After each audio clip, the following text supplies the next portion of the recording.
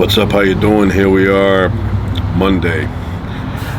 Beautiful day today. Got the barbecue going there. I'm gonna put some hamburgers on there and some hot dogs, but I got high quality of both. High quality. And I'll start in a few minutes. So I have some water here, glass, which I like. Yeah, that's glass. Mountain Valley spring water. There's no better way of drinking water than from a glass container. No better way. And I have a book here. I highly recommend this book. I'm a big fan of visiting an uninhabited island, maybe a couple in my lifetime. I don't know if that's ever going to happen, but they're all in here. Pocket Atlas of Remote Islands by Judith Shalansky. That sounds good. I don't know if it's accurate. 50 islands I have not visited and never will. I want to tell you, you don't know that. May happen. Why'd you write a book? You know, you're not interested in going at least once. But anyway, so I'm glad she wrote this. I thank her. Might send her an email. I don't know if they have a website, but very good book. Tromelin Island. Tromelin, I guess it's scattered islands in France. Gives you even a picture. Christmas Island in Australia is another one. Amsterdam Island in France. That looks like a bit of a volcano. Diego Garcia, the archipelago. That doesn't look interesting to me. That looks like a wishbone. Possession Island. A lot of them are. These are all like in France. Let's skip around here. South Sandwich Islands. Belongs to the United Kingdom, 36 kilometers squared and uninhabited. I will go. Bouvet Island, I know that one already because I have it on my Google Earth. Tough to get to. Middle of nowhere. Rudolph Island, Russia. This one is just covered in ice. Covered in ice. If you want some lemonade, bring it with you. They have the ice. Lonely Island. Lonely Island, Russia. Looks lonely. But anyway, good book to have. I don't know. I mean, if there's somebody out there that has a yacht, I don't know, 50 feet long, it doesn't have to be that big.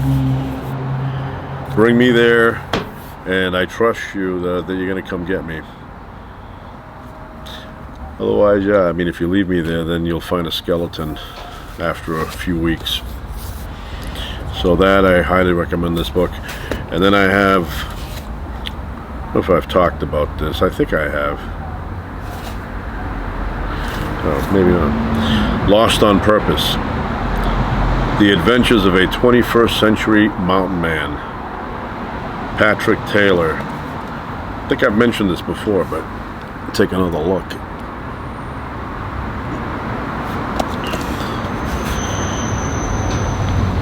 Fascinated with this story here. True story. This guy crossed the Rocky Mountains alone on foot, like Grizzly Adams. I'm a big fan of Grizzly Adams. I love the show, and also I am very empathetic towards people that have been falsely accused, like Grizzly Adams. The worst thing that can happen to you. Get somebody jumps in, says you did something that you didn't do, and they just stick to it because it's hard for somebody who has made something up like that to reverse themselves. So for people in prison that are in there that have committed no crime, I sympathize. I can understand. It's the worst thing. Worst thing somebody says, I saw him there when you weren't there. That's minor.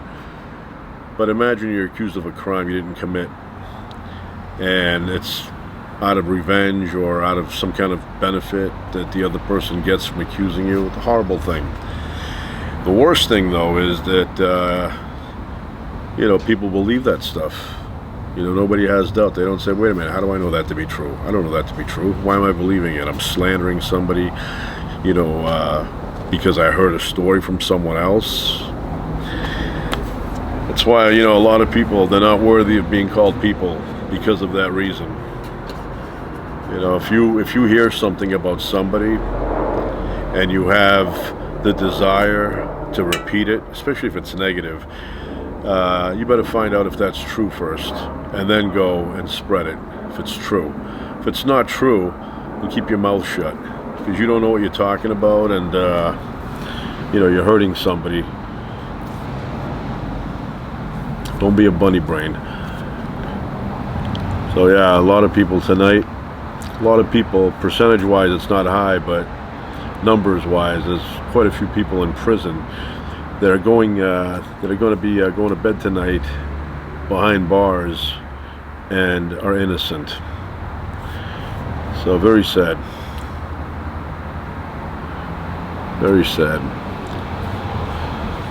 It's like there's a rule somewhere that says thou shalt not bear false witness. Very important, So anyway, I bought this for the car, put it into the CD, and when you go on these long trips, and it's very boring, mile after mile, you want to have something where your mind can engage on. Tune in and listen. Matter of fact, I'll tell that guy, put a muffler on that car. Matter of fact, many years ago, driving late at night, I would listen to those shows on the radio from the old days. The Drama Hour had a lot of westerns on. Some of them were crime stories, and they would reenact, or they would act out the whole thing. And I would listen. I loved it. I would get drawn in. Sometimes it was even better than the visual, because it would get my imagination going. And every night there was a channel out here that I would listen to for about a half hour, maybe an hour. I think it was a half hour. and they always had these cool crime stories.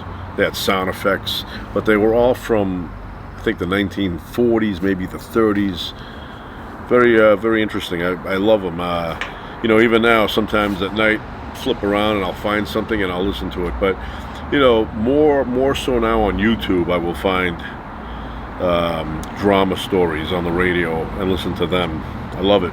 Have the light low and let your imagination wander.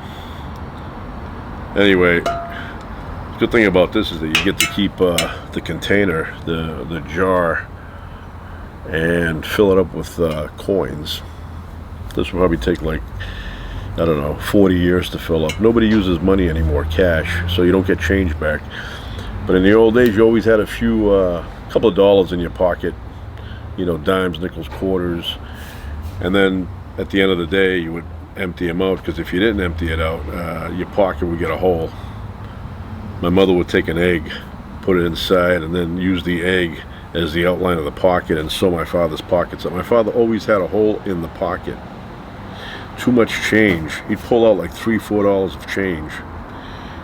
And like me, he never used the change. When you go somewhere back in the old days, they would say, it's $19.36. He'd give a 20 and collect more change.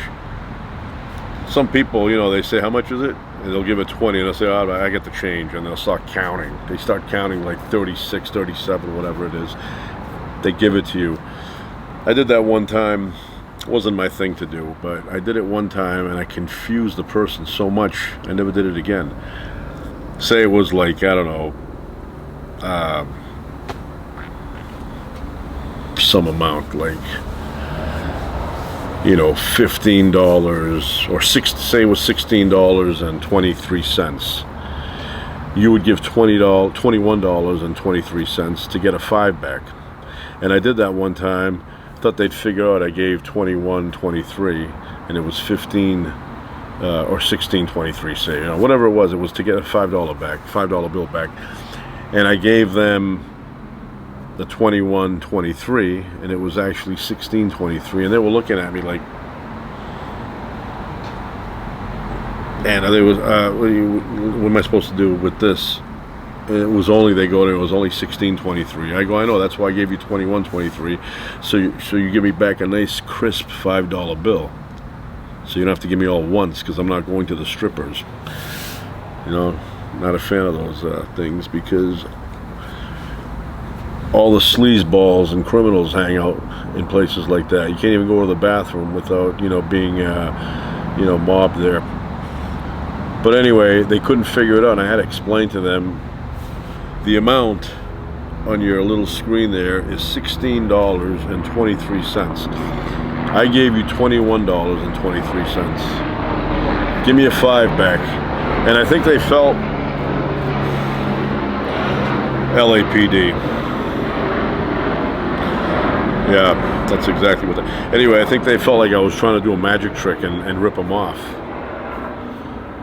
Well, tell them using... Oh, one time they used a calculator. I remember I did that, and they took a calculator and they typed in the numbers. And they go, and they gave me a $5 back. And then another time, I actually did it a few times. But another time, it was a situation like that. I was expecting to get a $5 back or a 10, whatever, and they gave me ones back instead. Gave me 5 ones.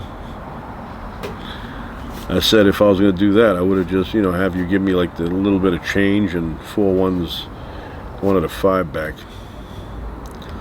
I got a story that, you know, when I was a kid, I had saved up. This is a long time ago. I was about that big. I saved up 80 bucks. And that was kind of like emergency money. Say I wanted to run away from home or something, because every kid has that fantasy, be out on their own for a little bit.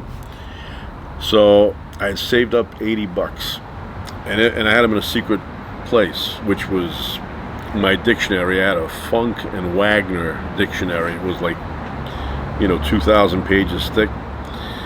Even had words in there that hadn't been invented yet. And so I took the volume of the pages, how many pages there were, and I divided by 2. I found the middle, and I put my money in there. So I went and first I ironed them. I got an iron out. I ironed them nice and flat. And I remember I got tin foil, and I wrapped them up nice and neat in the tin foil, pressed it nice, and I put it in between the midsection of this this dictionary. And then I put the dictionary on my desk and put like 10 books on top. And every night I would take the money out and count it. I had some ones in there, had some 5s. I had everything in there mixed up. You know, I didn't want to have just 20s, because it would only be 4 of them, and it wouldn't, you know, wouldn't feel thick. So every night I would count them, and every, you know, 10 days or so I would give another iron. And I never used them for any kind of an emergency, which, you know, I wanted, like, maybe, you know, you run away from home, not for any bad reason, but just because you want to be on your own.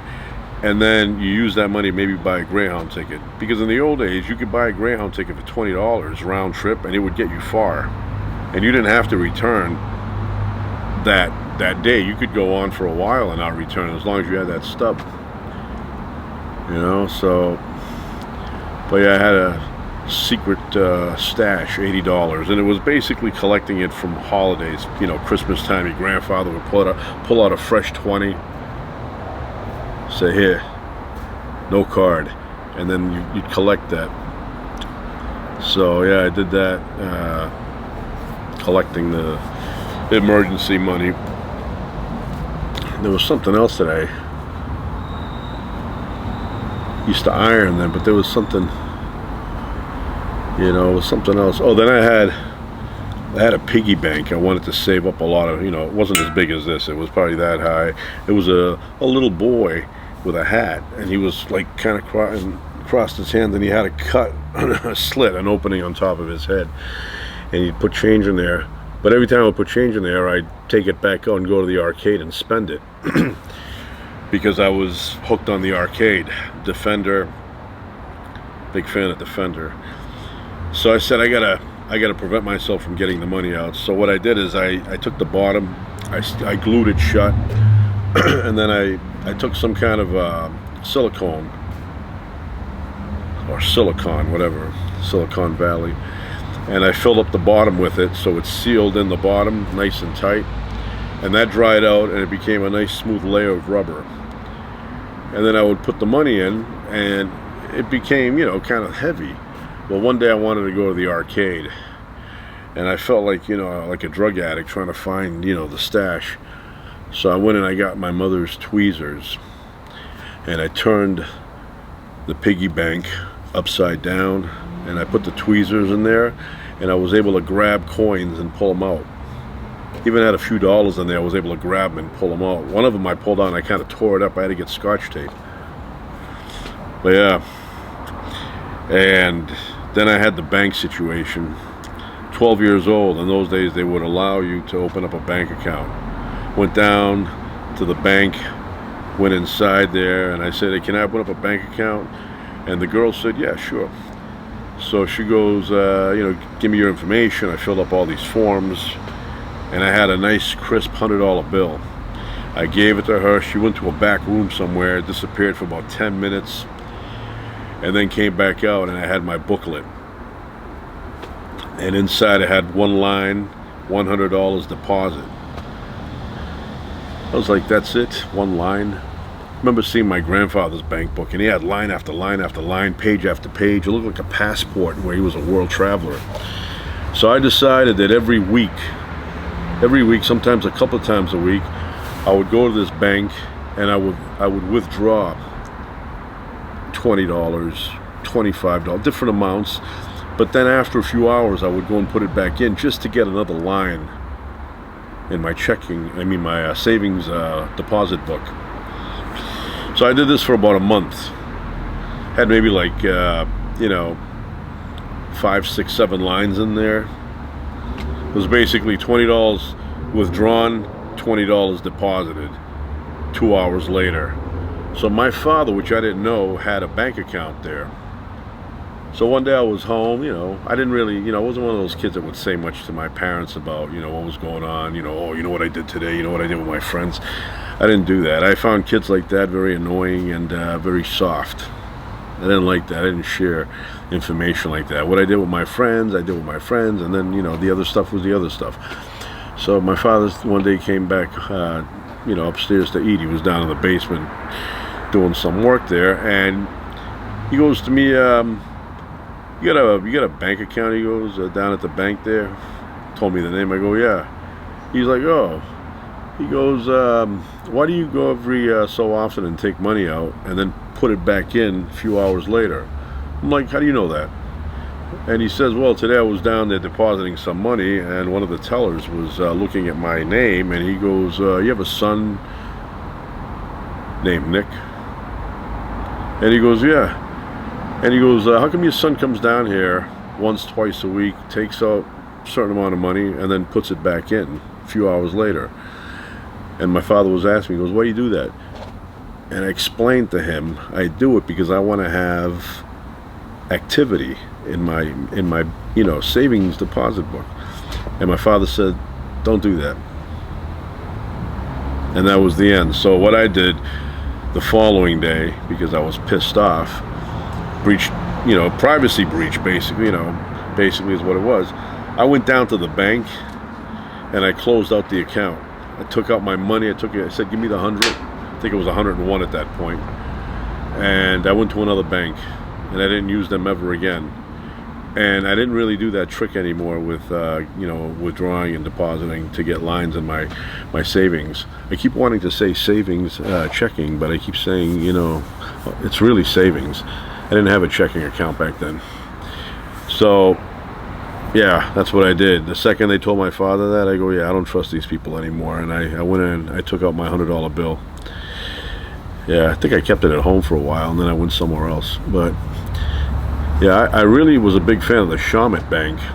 Big fan of that bank. It had a nice Native American, I don't know who the individual was, Shawmut himself, but on the marble floor, they had this copper thing, and it was the head of that Indian with the feather in the back.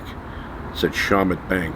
I loved that bank, and it was in an old building. Looked like it was from the 1800s. Nice and dim. Looked like one of those nice restaurants where you go in and they dim the lights. That's what it looked like. Everything was mahogany in there. Loved that bank. I used to go in there just to visit it. I had no money in there.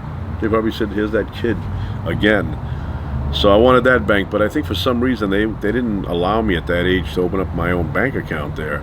And I didn't want to have a co-signer, or I didn't want my father involved or my mother involved. My mother, no, I wouldn't be involved in that, but you know, my father, I might have said, hey, you want to go and open up an account for me? And then he would have knowledge of, you know, my money, what was going on, how much I was taking out and all that. I didn't want that. So I went to the other bank, and the other bank, I guess, was desperate for customers, but they had the teller with the big mouth. So I ended up going the very next day and taking all that money out. Anyway, that's it. I'm going to cook the burgers and the hot dogs and a couple of other items I have. Peppers. I have some peppers, really nice. So that's it for now. Ciao.